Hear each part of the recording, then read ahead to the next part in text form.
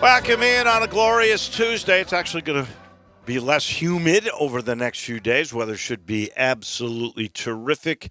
It is 2 days after the most talked about off the field or court sports story in Memphis since Dana Kirk. I've been thinking about it. Dana Kirk was the last time a star in this market was absolutely talked about 24 hours. When he lost his job with gambling allegations and was basically sent to prison for a year for tax evasion, giving the job to Larry Finch, that's the last time I think we've had a story seemingly as impactful as this one. And let's face it, when you talk about journalism, the first thing you'll learn in a journalism class is the 5 W's. Who, what, when, where, and why. This is who? Ja Morant. So my first reaction upon hearing the story told to me by a nephew the morning of my son's wedding was, what? No way. His answer, yes, way. And of course, it is true. So your first reaction is, what? No way. But the second reaction, and I haven't heard a lot about that, is why? Why would Ja Morant, after losing so much from his first Instagram post, why would he do it again? After losing $39 million for losing all NBA status. And many people say he lost it for that very reason. You and I, J-Mo, we sort of went through it. I'm not sure Instagram, gun posting, suspension. I'm not sure he would have made it anyway. If you look at it, the only guy, statistically, you can make an argument for getting in over Ja would be De'Aaron Fox. All the other 5 beat him out. So that's close, but many people think it, that he lost out on all NBA status and $39 million because of the first incident. He lost Powerade because of it. He lost an impeccable reputation prior to that Denver incident, although there were now 6 events that you can look back on and say, but until that Denver thing, he was pretty well bulletproof. He was the league's golden future. So why would he do it again? That's the question that nobody seems to be able to answer. You can't blame anybody but Ja. Now, I know he didn't break a law, and I think that needs to be recognized. No one got hurt. He's lucky for that. He could have been in that car. The gun goes off. Could have killed his buddy Devontae Pack. Why would you do this again after saying you learned your lesson? You've got to be more mature. You've got to be a leader for this team. You've got to stay off social media. Why would you do this thing that is such a poor decision after you promised better decisions? So, the first thing comes to my mind, there's 2 things that you think about. Why would he do this? The first thing you think is he's just a petulant guy. No one's going to tell him what to do. I'm not sure I buy that one totally. The second is he just plain stupid? I don't think that works either. I don't think he is a guy who is just blank stupid with great athletic ability. I think when you're that great an athlete, there's an inherent intelligence that comes with it. And he figures out ways to beat very complex defenses. He's not stupid. That can't be the answer. How about this third aspect that I don't think anyone has brought up? It does seem a bit weird, but I think it could be applicable. The third is acceptability. What? Yes, acceptability. I have a friend who is a sociologist and a historian who claims that he thinks there is a subculture that glamorizes and rewards lawlessness, including car thefts, including speeding in and out on the highway and scaring the bejeevis out of everybody. And the third thing is guns. The power and the showing of the gun. Those three things are lawlessness, which involves car thefts, speeding, guns. And apparently, there is something inside Ja that wants to be accepted by that grouping, that peer group. Because, look, he didn't come from that peer group, right? He came from a middle-class family, two-parent household. I don't think they were in poverty. I don't think they were rich, but I don't think they were impoverished. So, what do you do now? You're certainly not going to trade him. Because believe me, there would be plenty of teams that would take him. And you're not going to get the better end of that deal if you're saying, okay, we're done with him. That, to me, is really not an option. Now, you have to set some parameters. You can't coddle the guy anymore. You can't make excuses for the guy anymore. You have to have a lot more accountability for him somehow, some way. Maybe you have to write that into the contract. I'm not 100% certain what exactly you can do. I've heard, and this is up to the commissioner now of the NBA to figure out. I've heard smart people say Silver's going to throw the book at him. He's going to suspend him for the whole year. I've heard half a year. He got an 8-game suspension for the first incident. What is it, 3 strikes you're out? Maybe a second one is 16 games, 20 games, which is a quarter of the season. That might be reasonable if indeed that is what Silver comes up with. A whole season, I think the NBA PA would go crazy for that. That wouldn't be right. A whole year when you didn't break a law and no one was hurt. It's hard to suspend a guy for a whole year for that, in my mind. I do think, though, you have to save this guy from himself. And I don't know where that comes from. Is that the responsibility of the players on the team? Is that the responsibility of the management of the team? Is that the responsibility of his dad and his mom and his family and that pack that he hangs out with? Are they the ones to say, hey, man, what are you doing? Apparently, when Devontae Pack, and I don't really know this to be fact, I'm just going by what I've seen, when he realized that gun came out, he shut off the Instagram quickly. You know, and the second incident here could be absolutely just a mistake, an accident. It wasn't supposed to be on. He put out the thing at the wrong time, and it was on live, and Ja maybe didn't realize it and took it. I don't know. But clearly, Ja feels a need to be accepted into that group that flashes guns, because I can't believe now it's just the second time with the casualness of which he did it after the first event. So now it's up to the hands, really, of Adam Silver to see where this thing will go. It does, however, limit Memphis in some of the moves they might have made. For instance, if he is, say, suspended for a quarter of the year, which I think is probably in play. I really don't believe a half a year or a year are going to be fair punishments. But there's going to be a punishment. And so let's just say it's 20 games. Now what do you do about your move with Tyus Jones? If you were really trying to move Tyus Jones to get the next Dillon Brooks piece, do you do that now if you know your point guard is going to be out for a quarter of the season? Not sure you do it. And I know there's speculate, well, you can always get a backup point guard, do it anyway. No, that's not true.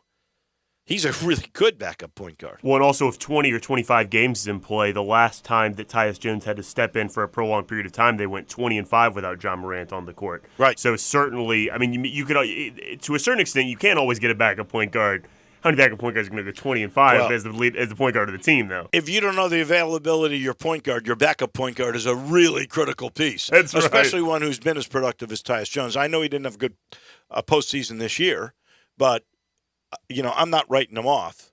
And the Grizzlies have done that before. They wrote off the DeAndre Melton, and not that he had a great postseason again. He had one this year, though. No, he didn't have a great series against the Celtics, but he had a good postseason, I think. But certainly better than last year. This is an amazing dilemma that the Grizzlies have. What to do with a guy who's the most talented player they've ever had in their franchise history, who seems to be absolutely losing it. They don't really know why he's losing it. And they got to figure something out. And now they may be limited in moves they could make to make themselves better because they may not have him around for up to whatever Adam Silver says. And he's got the right under the there's a clause that is pretty loose that gives him the authority based on detrimental behavior that affects the league, right? So he's got a free hand to do whatever he wants to. Now, that doesn't mean the Players Association couldn't appeal it if it is, I think. I'm just talking off the top of my head here, not knowing the Constitution of the NBA or what the CBA says, but I believe there's an appellate system in place that if the Players Association thinks it's way excessive, they can appeal it to somebody. I don't know if you appeal it right back to the commissioner again who made that deal, because that's what happened in baseball. Remember, they shifted it away, or the NFL was. It was the NFL where they shifted it away from Roger Goodell on appeal because you couldn't have the guy who made the decision be the guy that would govern the appeal. So I don't know how all of that would work, but this is clearly a bad position for the Grizzlies to be in, a very tough position for Ja to be in. Ja, I kind of thought that he said he was going to get treatment and all this other stuff. I just never felt that was sincere. I always thought this was PR spin. But now as you see this and you try to examine why would he do this after what he had done and after what he had said, and that to me is the thing that you really have to examine, and that's where maybe some counseling really comes into play. And being just a amateur psychologist here, it sure seems to me that if you think about it and reflect upon it, the answer is he wants to be accepted by this group. This group that flashing guns is a big deal. So this is going to keep on playing out. We'll have to wait and see. The only guy that Ja can blame is himself, and he's really going to have to figure out what indeed makes him come up with the kinds of decisions that he does. All right, so I missed the week, so I'm going to do a quick little thing here. I don't know, J-Mo, did you even do medals yesterday? No, I didn't do. I can do medals now if you want to, though. Also, I have a little bit of breaking news for you. We don't have to talk about it. The Sixers have just fired Coach Doc Rivers. Wow. According to Adrian Wojnarowski. Well, he's never wrong. Yeah, well, not to this point, at least. That's a head-scratcher, too. Crazy. That's 3 coaches now that have been fired for playoff exits amongst a bunch of other different, it's crazy. I don't get it. So, Monty Williams, Mike Budenholzer, who just 2 years ago won a title. Monty Williams, who was coach of the year last year. Yeah. So, a champion coach 2 years removed. NBA coach of the year 1 year removed. And Doc Rivers, who by every account that I've heard is a great coach, all fired because of early playoff exits. And really, are the best team in the league to stay 7. Are the conference semifinals like early exit? It's second round. Apparently. I mean, they take the best team in the league to the 7 games. I mean, you played the Celtics. What do you want from from the guy? Let's be honest. They were had not chance the number to 1 close seed. it out, They were the number 2 seed. Philly. Milwaukee was the number 1 seed. That's right. I think on paper, Philly was probably the 3rd best team. And I'll tell you who should be fired is not Doc Rivers. It's James Harden. He was awful. He had 2 really good games in the series. And then, hate to say it, but he looked old. He looked really, really old. All right, so let's do this really quick. All right? I'm going to give a bronze to the Memphis Showboats. Huge win. Now 2-3. They're only 1 game out of the playoffs. I love Brady White, but this new quarterback, Cole Kelly, he's got something. Yeah, but he's not the reason they're winning. The reason they're winning is defense, buddy. They have turned the opposition over 7 times in the last 2 weeks. That's why they won those games. That's why they are now 2-3. Silver medal goes to the Lakers. They have totally redone their team at the trade deadline, and here they are in the conference finals as a 7 seed. You got a 2 versus a 7 in the East. You got a 1 versus an 8. No, 2 versus 7 in the West. 2 versus 8. 2 versus 8. 1 versus 7 in the East. Remember, there'd never been a play-in team to win a series. Now you've had 2 play-in teams win 2 series each. What a crazy year this absolutely is. And now they take on Denver, which to me is the most underappreciated team of all, and maybe the most underappreciated player is Jokic, who, although I know he had won 2 MVPs, he wasn't even in the discussion this year. And the guy that beat him was Embiid, and Embiid, boy, he folded the last 2 games, right? Game 6 and 7, he was not the same guy. And really, in the wins that they had, at least 2 of the wins, it was Harden who was the star. Embiid was the star in 1 game that gave them a 3-2 lead in the series. I'll give him that. Other than that, I'm not sure he played like an MVP. And then my gold has to go to Jason Day. Jason Day. After 5 years, because of back issues and vertigo issues, he wins at the Byron Nelson. That was, by the way, the site of his first win tournament. It was not the same course. But 13 years ago, he won the Byron Nelson. It was his first PGA Tour win. The first, by the way, of 13. 13 is very significant here. And, of course, round 3 was on the 13th of May. How about that? 13 wins now. And a healthy guy, is he a factor next week at the PGA? I guess Rahm would have to be your favorite, right?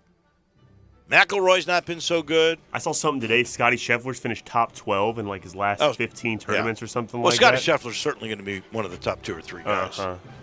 I don't know where you put McIlroy because he has not been the same since early on. And this is a course famous for the one-off major champion, too. And the PGA Championship, for that matter, is famous for the one-off major champion. So could be someone that we don't expect at all. Right. You know who won here the last time they played it at Oak Hill? Jason Duffner. Well, let me put it to you like this. I'm not sure. And then Sean McKeel before that, right? It was Sean McKeel that I was referring to with that famous shot.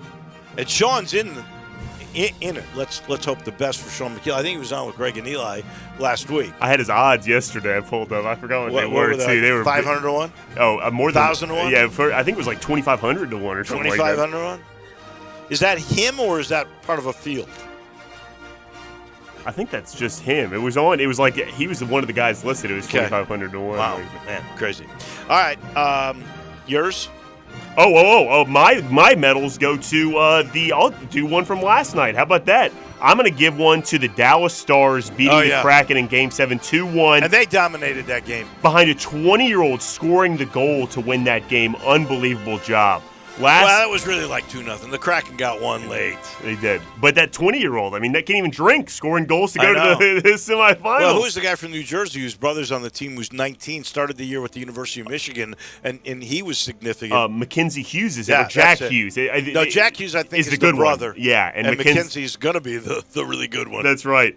I got to give a medal last night as well to Cal Raleigh, who hit 3 home runs in the game last night. They call him the Big Dumper. Hit one from the left side of the plate, one from the right side of the plate. Wow. Switch hitting catcher. First player to do that since Jason Varitek hit a home run from both sides of the plate, like that first catcher to do so. Did you see, by the way, that Josh Allen? Oh, he was hitting home runs. He was hitting home runs in batting practice. Hit 4 out of the ballpark, one of them to the upper deck in Toronto. Unbelievable stuff. And my gold medal, I've got to give it to Shohei Ohtani. He didn't have a great pitching outing last night. He gave up 3 home runs, but the thing about him is he either can impress you on the mound or impress you at the plate. And last night, impressed at the plate, a home run, a triple, a single. His last at bat, slapped one down the line. Looks like it might get by the outfielder. No, he got it. Got another single. 1 hit away from the cycle. He had 4 hits, 2 singles. Just needed a double in there. An easy one. He got the triple and the home run. Here's the great thing about him. First of all, he either strikes you out or they hit a home run. That's exactly right with him. But the other thing is he doesn't get many losses because he bats himself out of trouble. That's what someone said is he hit a 3-run home run. Oh, he's just giving himself points so he runs so he can go back out there and pitch some more too and get a win. He gave himself runs so he doesn't take the loss. That's right. When they take him out. That's good. All right, and my rust goes to John Morant, and I may give it to him every week now. From here on out. Yeah. My rust has to go to Aaron Boone last night getting tossed from the Yankee game after, some players were complaining about balls and strikes and stuff like that. And as he's walking off, they have a slow-mo camera of him taking his bubble gum out of his mouth and tossing it. And you can see the bubble gum fly through the air last night. And then he sat in the dugout for a while. He was chirping at the umpire. Aaron Judge looked at him in the middle of a pitch, and now there's allegations the Yankees are cheating again. No, I was saying that. So Judge says it wasn't Boone, it was other players. And he was looking at them to say, like, hey, I'm batting here. Shut up, right? But they were playing Toronto, right? That's right. But the Toronto bench is saying, no, he was looking in, they stole the sign, and that's how he hit the home run. On the very pitch he looked away from, I too. know. Unbelievable. He looks at the dugout, claiming he's PO'd, finds out what the pitch is maybe, and then slams it. I forget how many feet, but it was a long one. We got a scandal now. Yeah, love it. So it's not the Astros that are the only cheaters in baseball, or so it seems. Those are our medals. I'm sitting in the Family Leisure Studio where the vacation at home sale continues at least to the end of the month. Pools, lowest prices in town, and a free liner upgrade with a pool during this incredible vacation at home sale. And if you mention this ad on anything you get, including the play gyms, half off on installation. Our title sponsor is Homer. Homer Skelton Hyundai in Olive Branch, right at the corner of Highway 78, which is Lamar, and the first exit in Mississippi. That's Craft Road. Turn left. Go see Chris True and all the gang. And there's a deal on financing with a Genesis G70. Finance with Genesis, you get $1,000 off. They are paying you $1,000 to do business with them at Homer Skelton Hyundai. And I got to tell everybody, I think it's going to be June 3rd, a Saturday. They will open up Pine Hill. They now have the day. They have invested so much in public golf in Memphis. There was a good story. I think it was in the Daily Memphian. They have spent $20 million on Audubon, Pine Hill, and redoing Overton. They understand how important amenities are to the city, and Memphis Public Golf is absolutely an amenity that would make you want to move here. They've invested in golf. It is terrific. Go play Galloway. Go play Fox Meadows. Go play Whitehaven. You'll instantly know what I'm talking about. And wait till Pine Hill opens on June the 3rd. We're back in a minute. To Tampa we go. TJ Reeves is standing by. Doc Rivers fired by the 76ers. We got action all over the place on this Tuesday on Wolo and Friends. Broadcasting from the Family Leisure Studio, we are Sports 56 and 98.5 FM. Saturday, May 20th. is Family Day when the Maulers go head-to-head with your showboats. We can't wait to have you for the USFL. So bring the whole family to Simmons Bank Liberty Stadium to meet the mascots and get a free foam football while supplies last. Touchdown, J.J. Wilson. Fantastic seats get you right next to the action for just $10. And the showboats chug right back into this game. Buy your tickets today at theusfl.com. There's no better time of year for being downtown than May. With all the events going on, you're going to find yourself downtown several times this month. And while you're there, why not treat yourself to the best steak you've ever had? 117 Prime is the premier dining destination downtown, and the star of the show is the steaks, cooked to perfection over an open flame by people who know one thing above all, how to make the perfect steak. Since you're going to be downtown anyway, make the absolute best of it. Make it 117 Prime. Texting enrolls you in recurring automated marketing text messages. Consent not required to purchase. Message and data rates may apply. Leaving for the gym so early? I'm ready to go. Since you started taking Nugenix Total T, you've been acting like when we met in our 20s. I feel like myself again. Lower testosterone after turning 40 slowed me down. Nugenix Total T has been a game changer for me. What is it about Nugenix Total T that's different? Well, it's a patented key ingredient called testofen. It boosts free and total testosterone to help you get back the drive and energy from your youth. It's backed by 5 clinical studies. I've seen the huge difference it's made for you in the gym, at work, and in the bedroom. I'm so glad I sent them a text for my complimentary bottle. Text STAY to 42424 right now for your complimentary bottle of Nugenix Total T. Nugenix is the #1 selling testosterone boosting brand at GNC and Walmart. Do it now, and we'll also send you a bottle of Nugenix Thermo X, our newest, most powerful fat burner ever. Absolutely free. Text STAY to 42424. That's STAY to 42424. Products and statements have not been evaluated by the FDA. These products are not intended to diagnose, treat, cure, or prevent any disease or illness. There's an institution in East Memphis that I love talking about. It's the Spirit Shop at 4848 Poplar Avenue, right down the street from Clark Tower, and it looks like a log cabin. It's been around Memphis since 1969 with a family-owned, friendly, knowledgeable sales staff that is just a wonderful place to go. I love going in and talking wine or bourbons, and they've got such great selection. So if you've not visited the Spirit Shop in a while, it's been remodeled. You'll love what you see when you need spirits. Tell Eddie Wolo said hello. Now, back to Wolo and Friends on Sports 56 and 98.5 FM, presented by Homer Skelton Hyundai. Here once again is the voice of the Tigers, Dave Woloshin.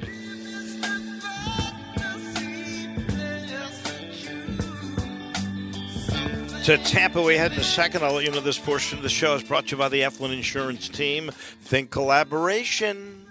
Oh, yeah, Matt and his guys, they do it a little different way. They get to know you. They want to know your family when you're talking about life insurance or what kind of car you might need for a teenager and how you insure that. Maybe it's a home. Maybe you're really serious about upping the ante on that life insurance policy. He will work with you. He'll find out what your budget is and protect you the right way. Same thing with small and mid-sized businesses. If you need commercial insurance, he is your guy. He'll know your employees, your product. He'll forecast you out. And then when he knows your budget, he protects you. It's the Eflin Insurance Team, 901-386-4777, which spells GER because they're big Tiger fans. Get it the collaborated way. Get your insurance from the Eflin Insurance Team. To Tampa we go. Our friend TJ Reeves standing by. I know it's a national story. You've heard it. Your take on the Ja Morant situation. Crazy, huh? What a mess, and I got to hear a lot of your opening segment. It's good to be with you, and obviously I'm a native Memphian. I'm a graduate of the former Memphis State University, so I still keep track of what's going on there in the River City, and you're gracious to have me on all the time, and we discuss what's up. And as soon as I saw this again this weekend, the first thing that goes through your mind is he apparently hasn't learned, and there's some question whether he's ever going to learn. And I think you have the NBA about to lower the boom to whatever extent, like you were talking about in the first segment. Is it going to be 25 games? Is it going to be 50 games? Is it going to be maybe more than that? I doubt that it would be more than that, but I don't know, because Adam Silver met with him, remember? But that was just recently. Yeah. That was just in the last couple of months. Well, that was when he sat gave him 8 face-to-face games. with him. Yeah.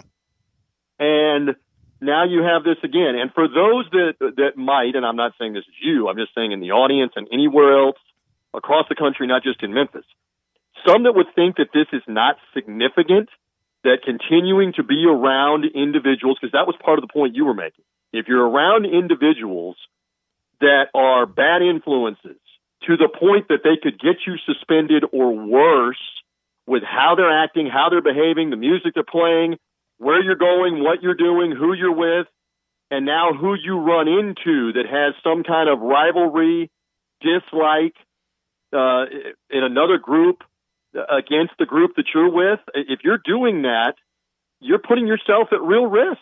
You're putting your livelihood at real risk. Tens of millions of dollars in Ja Morant's case at real risk, and I'm talking about personal safety, because you don't know if you go up on somebody else's group who else has a gun, and probably they do, and they've seen you with guns, by the way. These things can escalate. I did look, just one reference point, I did look at the NBA having to deal with this. Remember the two teammates for the Wizards, Gilbert Arenas. And Gilbert Arenas. Yeah. And if you don't think Memphis Grizzly fans that this can escalate, these guys had guns in the locker room. They were unloaded. They had guns in the Washington Wizards locker room. And their argument escalated, and they each went and got their gun as part of the argument. And so to say, I'm not saying you're saying this, to say that these things can't escalate like this, the NBA had to deal with this 10 years ago. They gave Arenas a 50-game suspension because of it. They gave Crittenden a 38-game suspension. And here we go, Wolo. Yeah. A year later, Javaris Crittenden murdered somebody and has been in prison and has only recently been released like a month ago after an 11-year prison sentence. If you don't think these things can escalate. I think that actually Gilbert Arenas has come out and made a statement about, since this happened to Ja, I don't remember if it was the first incident or this one, where he said something like, yes, he had mental health issues at the time that all that occurred. And the Crittenden thing, I actually forgotten about that. He really went out and murdered somebody. So, this is tricky stuff, because when we hear those that talk about amendment rights and guns, usually it is for the right to protect yourself. Correct? Mm-hmm. Correct. When you now have this subculture that is really not about protection, but it's about showing power, isn't that what we're seeing when they flash the guns and it's not that we're here to protect ourselves. It's more like, look what I got. Look at my power, I think.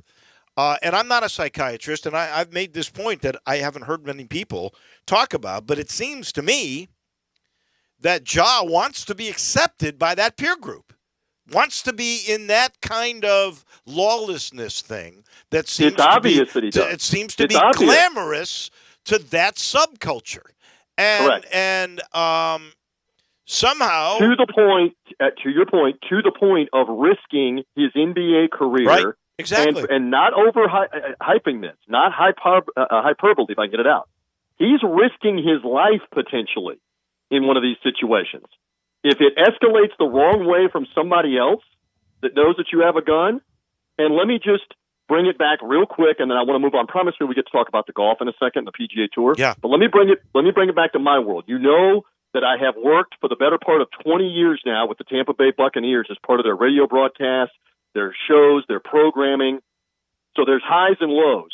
Obviously, the tenure with Aqib Talib, the former number one pick defensive back of the Buccaneers, that time period was a difficult time for people in my position, because while everybody else is saying, this is idiocy, what is this guy doing? You're basically publicly having to remain mute on the subject because he plays for the team that you work for.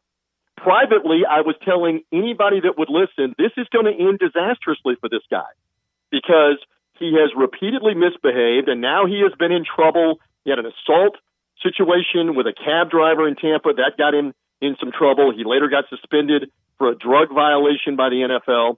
But then there became instances with guns, including him firing a gun at his sister's boyfriend in an incident where he ultimately wasn't charged. It was ruled self-defense. Then there's another incident where he and his brother, and I'm not going to go over the whole thing, but these all come to a head, and you know where I'm going with what happened in the youth football game last fall. All right. His brother and he are at a nightclub in Dallas, and their vehicle's being towed.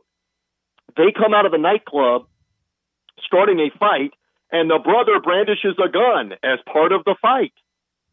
That's broken up. That's resolved legally. Later, there's another incident where Talib's got a gun with him, and he accidentally shoots himself, Dave Woloshin. This is while he's still at a high level, making $10 million a year, playing for the Denver Broncos. Okay, now we fast forward to a youth football game where Aqib Talib is a retired player. He's kind of rising up as a broadcaster for Fox Sports. He had already been hired by Amazon Prime last year to be part of their Thursday Night Football inaugural Thursday night package of games, to be an analyst, to sit on the studio set and be there.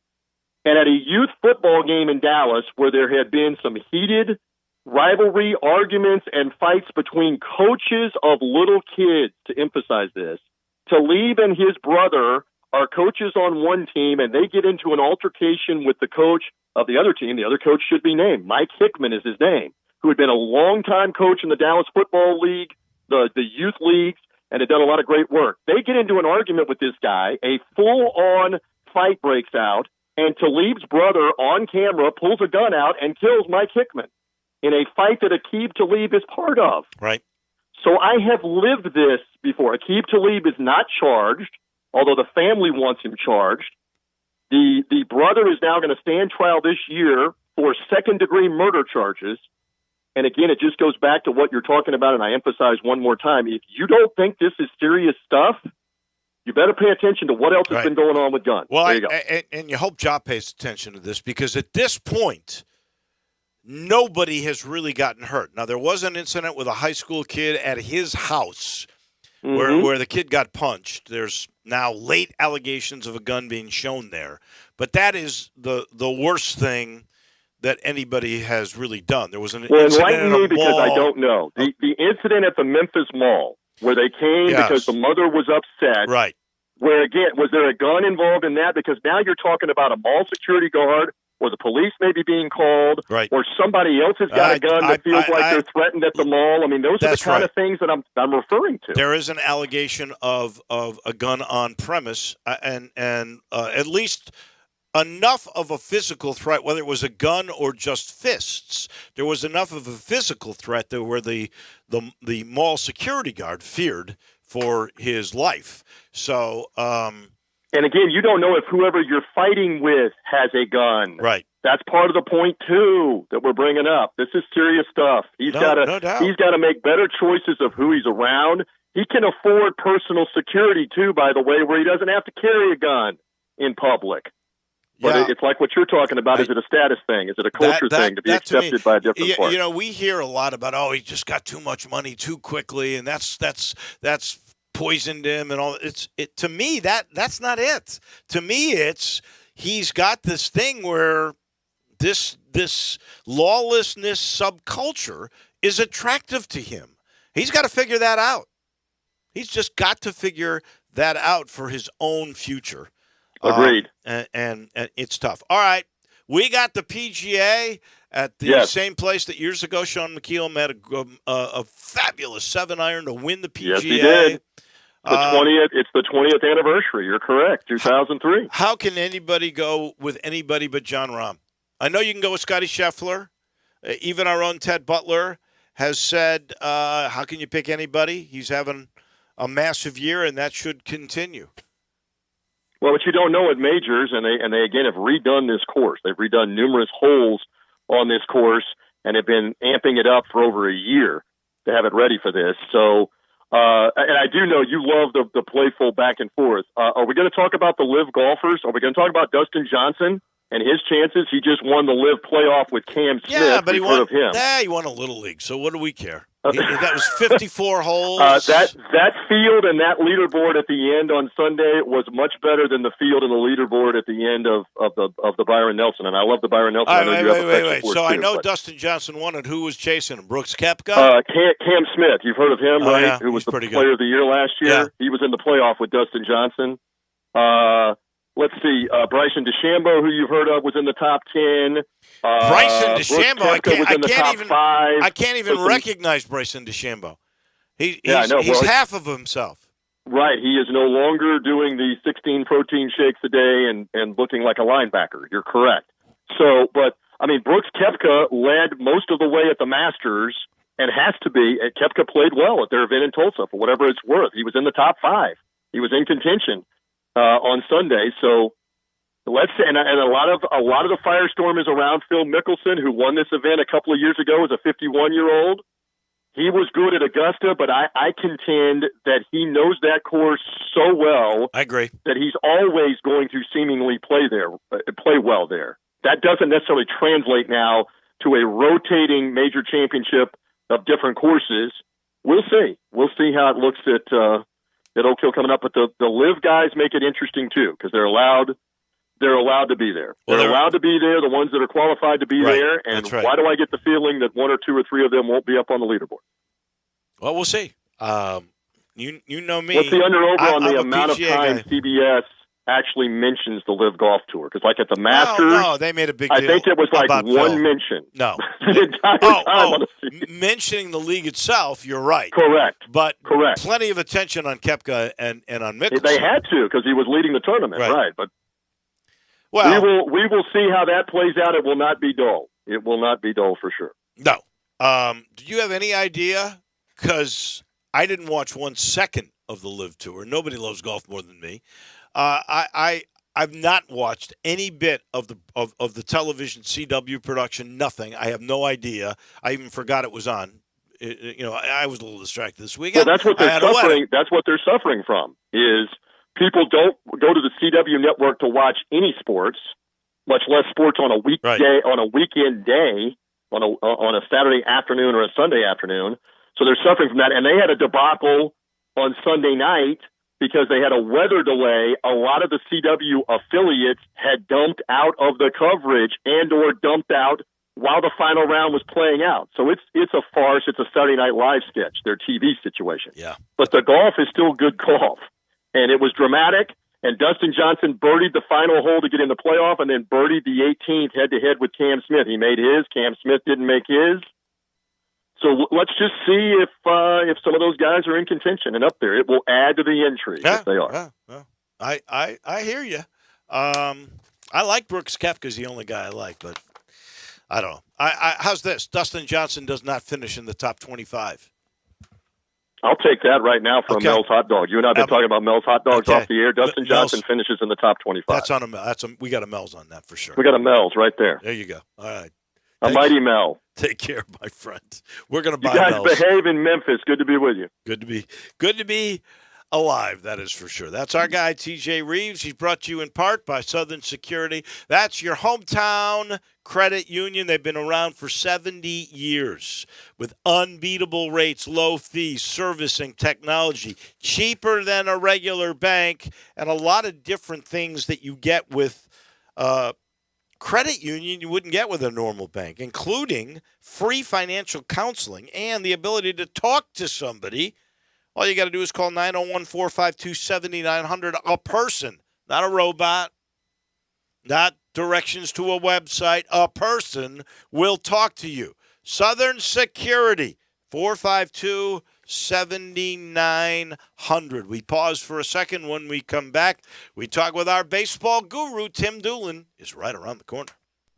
Be sure to follow us at Sports56 WHBQ on Twitter, Facebook, Instagram, and YouTube to watch live video of our shows, stay up to date with station events, and have chances to win prizes. Don't miss out on anything that's going on. Follow us at Sports56 WHBQ. There are so many ways to buy and sell houses these days. How do you choose? Well, of course, choose the right way with Chet Whitsitt. Chet has over 37 years of experience as both a broker and a sales agent. He's helped lots of people buy and sell homes, and he will help you. It's the right way, and it's that easy. Buying, selling, or referrals, check with Chet at 901-484-5689 and Cry Like Realtors at 901-756-8900. Buying or selling? Check with Chet Whitsitt. Whoever just hit those brakes hard for no reason was definitely not you. Eric never brakes randomly on the highway, Rubino, because you are a safe driver. And like most drivers who sign up for Snapshot from Progressive, which customizes your rate for how and how much you drive, you could earn a discount for your good driving. So keep on being you. Eric never breaks randomly on the highway, Rubino, and we'll keep on delivering the discounts. Sign up for Snapshot today. Progressive Casualty Insurance Company and affiliates. Snapshot not available in all states or from all agents. Hi, this is Lauren Choate with Choate's Air Conditioning, Heating, and Plumbing. Did you know Willis Carrier invented the modern air conditioning system in 1902? Since then, a lot has changed, but one thing that hasn't is being comfortable in your home. Choate's prides itself in creating the most comfort possible with each one of our customers' HVAC systems we install. We believe the best system on the market today is the Carrier Infinity System. It has the ability to save up to 50% or more on your utilities compared to your existing HVAC system and is tailored to enhance your comfort with its state-of-the-art green speed technology. Right now, Carrier is offering up to 72 months, no interest financing, or rebates of up to $1,650 on a new Carrier Infinity system. Don't miss this limited time offer to have a more comfortable home. Give us a call today at 347-8086 or visit us at ChoatesHVAC.com for more information. Turn to the experts with Choates. And remember, let our family serve your family. I'm Gary York. I'm the service director at Lexus of Memphis. Our service department wants to be more than just a place where you get your oil changed. We do glass repair, windshield replacement, recalibration of your camera and sonar systems, even wheel repair, tire replacement, all the things you would expect from a luxury automotive dealer. Please check out our website. You can schedule your appointment, check out our specials, hours of operation, or if you'd like to do it in person, please reach out to one of our associates at 901-271-5199.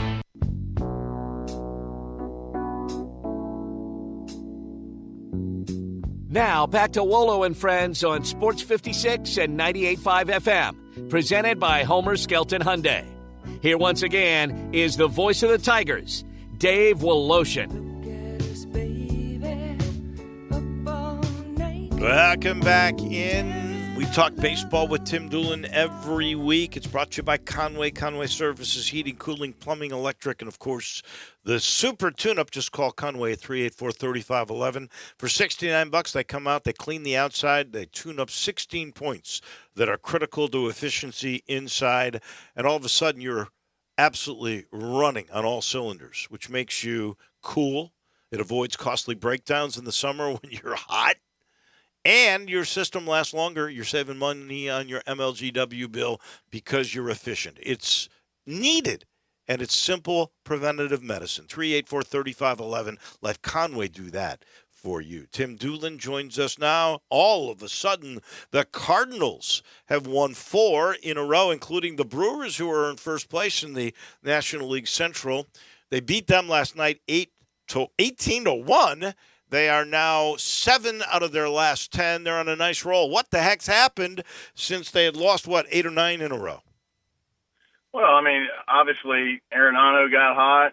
Goldschmidt got hot. I mean, you look at that lineup, Wolo, and it's a pretty potent lineup, especially offensively and defensively. I think their pitching woes, I don't know if they're solved or not, but when you score 18 runs and you only give up 1, I mean, that's a good testament to both of those aspects. I think one of the things is, as we talked about, since the onset of the season with the Tyler O'Neill issue, and then with the catching issue, and then it's almost like when things go bad, it's like people are pointing fingers instead of looking in the mirror, right? And I think because this team is such a veteran club, and a lot of the players in the locker room, in the clubhouse, they know how to win. And I think you're seeing that the players just said, you know what? Enough with all this. Let's take control ourselves and go play and start producing, get ourselves out of this mess. They got a lot of work to do, but it sure did help that they swept the Brewers, who were in first place, like you said. Let me ask you about the Wilson Contreras thing. Have you seen anything like that before, where a guy's a proven catcher? They paid a bunch of money to get him over there. He comes in, and I think even you had mentioned that the clubhouse, the pitchers themselves were saying the guy can't call a game, which was pretty incredible to me. But now he's saying he's back as the catcher. What's going on with that, and how did that happen? Well, I think it was part of the reason why it happened. I think is because you get on a losing streak. You already had the Tyler O'Neill situation. It's hard to trust a manager that's being told what to do and what lineups to fill out from the front office. I think it's just a snowball effect of everybody's wanting to point fingers. Look, they went went out and paid this guy like $89 million. Obviously, they went and they're buying the bat, but they did think there was enough in there for him to be a catcher. And I think he's a pretty good catcher. Now, I do too. Can he call a game like Yachty? Who can? You're talking about a Hall of Famer, right? That was entrenched in St. Louis for years. So to expect him to come in and be anywhere remotely close to that was a disjustice, an injustice to him. So again, pitchers, yes, it's much easier to throw to a guy like Molina when you trust what he calls. You're already probably thinking to throw the same pitch that he calls. So it's a lot less stress off of a pitcher. However, the pitcher always has the ability to shake. This isn't like a high school coach or a college coach calling a pitch and you have to throw it. So the pitcher has the ability to shake at all times. So I think it's just a combination of all those things. And at the end of the day, I guarantee you somebody in that clubhouse, other than coaches or managers, spoke up and said, enough, all right? It might have been Goldschmidt. It might have been Arenado. Who knows? Guys, control what you can control. Do your job, and let's get back on track. And obviously they've done that as of late. In the meantime, they've played 41 games. They're 8 games under 500, but they're only 6.5 behind the Brewers, team they just mauled last night, and you're only a quarter of the way through the season.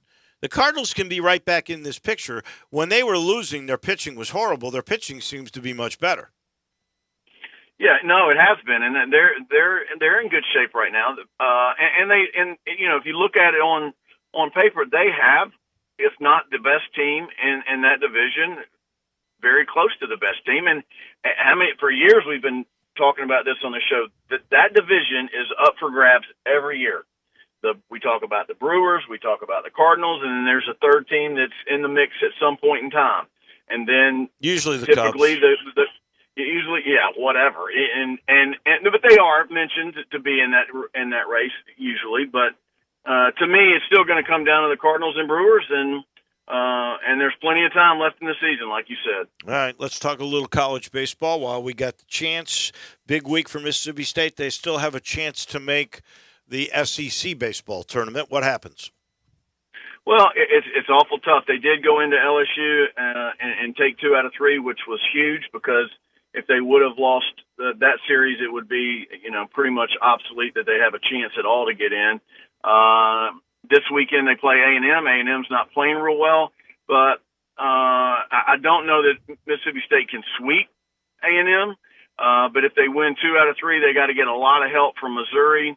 Who Missouri's playing, and also from Georgia, because both Missouri and Georgia are right there, 2 games ahead of Mississippi State in the win column. So it's interesting to note, and people talk about how tough the SEC is. Here is Ole Miss, defending national championship team, not going to make the tournament.